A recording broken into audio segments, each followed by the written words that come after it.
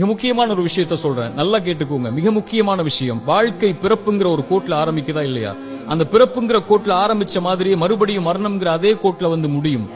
பிறக்கும் போது எப்படி ஒண்ணும் இல்லாம வந்தானோ அது போல மரணிக்கும் போதும் ஒண்ணுமே இல்லாம எல்லாத்தையும் விட்டுட்டு போயிருவான். அவனுடைய செல்வம், சொத்து, குடும்பம், குழந்தை எல்லாத்தையும் விட்டுட்டு ஒண்ணும் இல்லாம பிறந்தது மாதிரியே போய் சேர்ந்துருவான். அப்ப எதுக்கு இந்த வாழ்க்கை, எதுக்கு இவ்வளவு பெரிய போராட்டம்னு கேட்கக்கூடியவங்களுக்கு இறை தூதர் இந்த 3 செயல்களை நீங்க உலகத்துல வாழும் போதே விதை போடுங்கன்னு சொன்னாங்க. அது பின்னால நீங்க அறுவடை செய்வீங்க. நீங்க மரணிச்சதற்கு பிறகும் உயிரோட வாழ்வீங்க அதன் காரணமான்னு சொன்னாங்க.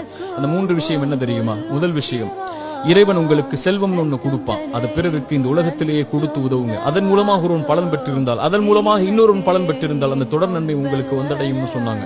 இரண்டாவது, இறைவன் உங்களுக்கு கல்வின்னு ஒண்ணு கற்றுக் கொடுப்பான். எதுவா இருந்தாலும் சரி, ஒரு எழுத்தா இருந்தாலும் சரி, அது பிறருக்கு பலன் பெற கற்றுக்கொடு. அதன் மூலமாக அவன் பலன் பெற்றிருந்தால், அதன் மூலமாக பலன் பெற்றிருந்தால் அந்த நன்மை வந்து சேரும்னாங்க. மூன்றாவது, இறைவன் உங்களுக்கு குழந்தை ஒன்று கொடுப்பான். கணவன் மனைவியின் நோக்கமே அதுதான். அந்த குழந்தையை நல்ல முறையில் வளர்த்தெடுத்து அந்த குழந்தை உங்களுக்காக பிரார்த்தனை செய்யும் அளவிற்கு நீங்கள் வளர்த்திருந்தால் அந்த குழந்தை செய்யக்கூடிய பிரார்த்தனைன்னு சொன்னாங்க.